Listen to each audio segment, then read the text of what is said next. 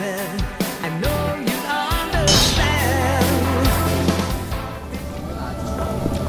And the game is live. At the bottom right of the map, we have our pros player victorious in game number 1. Starting in the red here is FXO Oz. Former FXO Oz, now starting for Fnatic, of course. Yep. And at the top right, still currently on the team FXO, is FXO JKS. Which looks like you're checking Twitter. I wonder if we have any answers. Okay. So it is his Korean name. What was it? Song Jae-kyung. Song Jae-kyung. Which, of course, is if you use a non-Korean, you know, or I guess a Western order for the names, you say JKS instead of SJK. Yeah. Pulling an MC here. Yeah, a little bit. But there's a few players who do that, like JYP, for example. Yeah. And, you know, if you're a foreigner and you don't have a middle name, then you can't do that because you have to have 3 characters at least in your ID. That's why Oz's ID is Oz, because you can't just be Oz, you have to have 2. So that actually happens with any player that has 2 characters as their ID at GOM. They just double it. Oz. I can't think of any other ones off the top of my head right now, but there were a few. There's definitely a few of them, but MC. Yeah, okay, MC. I think his actually says Minchel, though, now. His ID, yes it does. Yeah. But he may have said MC at one point. Well, we do see him going for Forge before Nexus this time, referring to Oz, of course. Pool going down normal timing, and again, he's forced to take the 3rd base rather than his natural. Pretty normal, actually, in this matchup these days. Zerg's still frustrated by it, though. Even though it's something they have to deal with on every day. It's like waking up and going to work when you don't want to. It's just like, well, I'm used to this, but it doesn't make me happy about it. Yeah, that's so right. That is exactly how it is. I mean, you expect it every single game, but in the end you're like, again? And sometimes, you know, if the probe messes up, you're like, wow, sick. You get your natural. It's kind of like when work is canceled or school is canceled. Snow day. Are there where I'm from, I grew up in around Atlanta, so if it ever snowed heavily or there was ice on the roads, school would be canceled. Do they have similar practices in Germany if it's too icy? Yeah, we had that in Germany, but not as often. If the school, basically what they run with is the German model where they say, well, there is not such a thing as bad weather, it's only bad preparation. Yes. So usually there was always school when it was cold. Yeah, well, I guess some people would run late because of the buses and because of the ice on the road, but there was always school. But we had the same thing in summer. So when it was too hot, then you could actually be lucky and have the afternoon. Yeah, my German professor told me that, actually, and I remember just like not believing, and I was like, we don't have air conditioning in the school. Yeah, see, that's and that's what she told me, so I was like, oh, okay, I guess that kind of makes sense, but that's really interesting to me. Pro will scout the 3rd, 100%. Germany usually don't has air conditioning. Some of the offices have, but the thing is, in the summer, well, you only need it in the summer basically, and the summer in Germany is not that long. So when it can get like really hot, but when it does and you don't have air conditioning, sometimes those rooms get really sticky and heat up quite a lot. So in the afternoon you might have no class at all. Yeah, and I've heard that Europe is oftentimes notorious for like crazy heat waves sometimes, where it's much hotter than you normally would expect during that season, and it kind of throws everybody off. No one's prepared for that. Double gas going down for Oz again, but this time he's got +1 first. And this may indicate that he is going to put a little bit heavier pressure on with his gateways. I can tell you one company that's certainly not prepared for heat waves, and they are really bad at dealing with cold as well. It's called the Deutsche Bahn. They are horrible. Big shout out to all the Germans who are currently watching. I've had you tell me stories about it, but I haven't had any personal experiences yet. Oh, believe me, at some point you will. I will drag you over to Germany just to make you suffer. Well, Wolf is really looking forward to it. I'm like, I'd rather just hang out in Germany and have a lot of fun, but Those drones are definitely not looking forward to all that attention that they suddenly get, because the Stalker and the Zealot do quite a lot of damage here. Yeah. Speed is far away from being done, hasn't even been started, and look at how many drones he's killing here. This is already 6 drone kills. He's And he trying to could get take down 7. another one. Oh, He gets wow. the 7th as well. yeah. That was... Wolf, what do you think? Was that worth it? I would say so, man.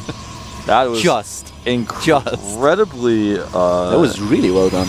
surprising, really, to me. Oh, and Oz, he is making the Twilight Council with the 3 gateways. He may try to hit +2 Blink Stalker with Observer timing, but I think it's much more likely he does a normal expand. Surprising, though, he's not attacking the rocks. But this is, by the way, the big problem that you usually have if you don't get an earlier speed. So Oz just making sure that he is in a position where he can just capitalize on these greedy builds that Zerg use. And JKS also missed his timing to research speed. He had the resources, but he did not research the upgrade. It wouldn't have been done in time to help him with his attack, but it was just another indicator how some Zergs try to get a little bit more greedy than they should be. And Oz identified it and immediately pushed out with the Zealot Stalker, and he did so much damage. It was really well done. Good unit control. Yeah, you know, the best part about that push is that even if your opponent is ready for it, then you just go home and you don't lose anything. That's kind of more so what we saw last game, where he attacked 4 Sumlings and then just went home. But most Process will do that type of pressure. I really like to see it. Get that Roach shooting across the cavern. That Roach, like, he can spit all the way across that hole to destroy the rocks. Like, it's an interesting concept of, like, a Roach spitting across a gap to destroy a rock that is destructible. Think about it.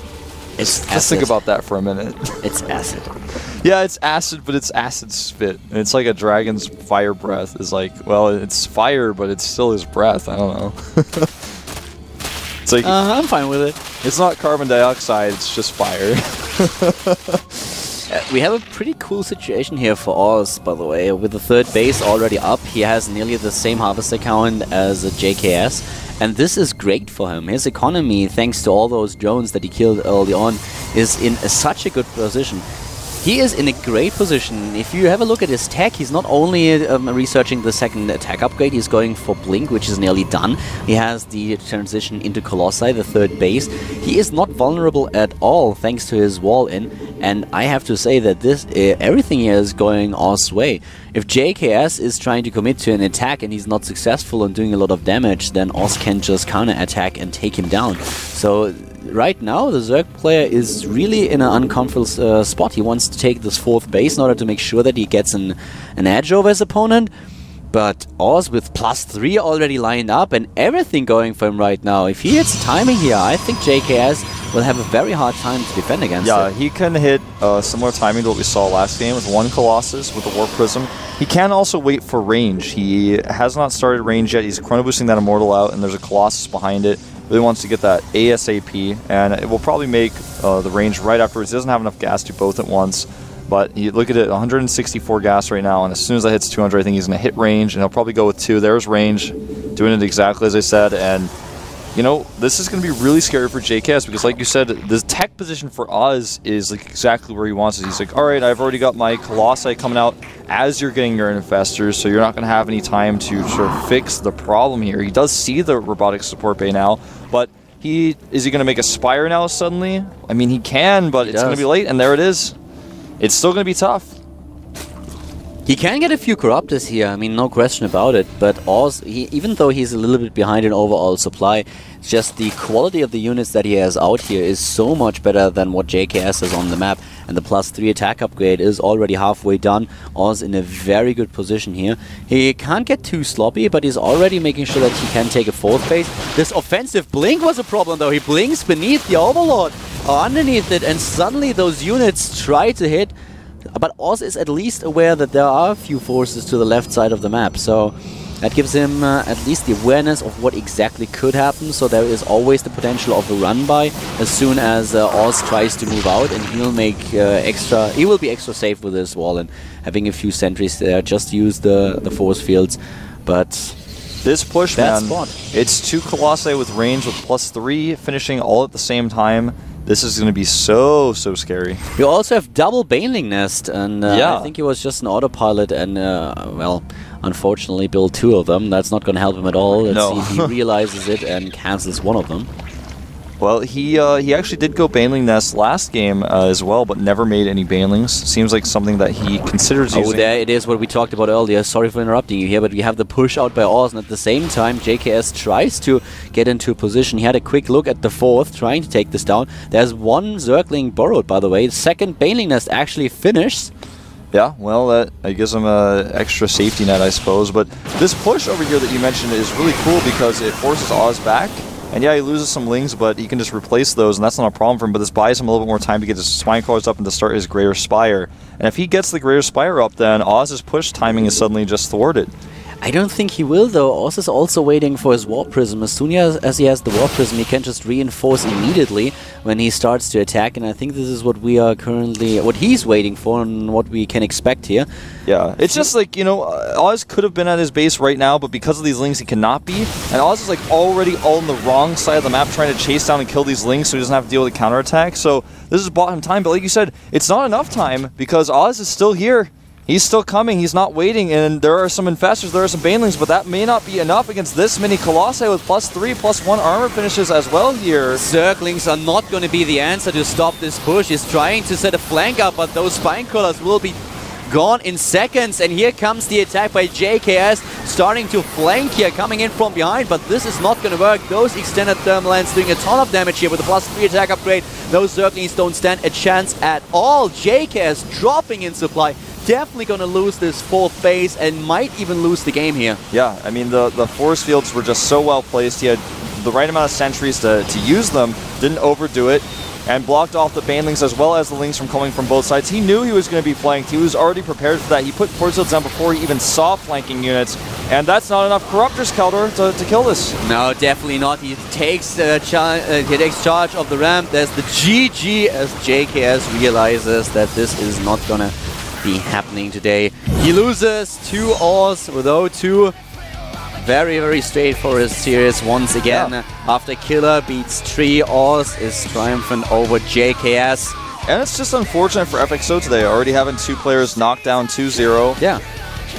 Tough day for FXO, but in the end, JKS did not show poor play. It's just that Oz showed really good play, and the same could be said of Killer. 2 Pro Os's advancing already, looking really good. We're going to take another 5-minute break, but when we come back, we have Vines against Life. Yeah, I could, by the way, understand this song when Killer was playing, but right now, this is definitely not Killer. This is actually Oz. Yep, so we'll see you guys in 5 minutes. Vines against Life, and then after that, we'll have Virus against Shine.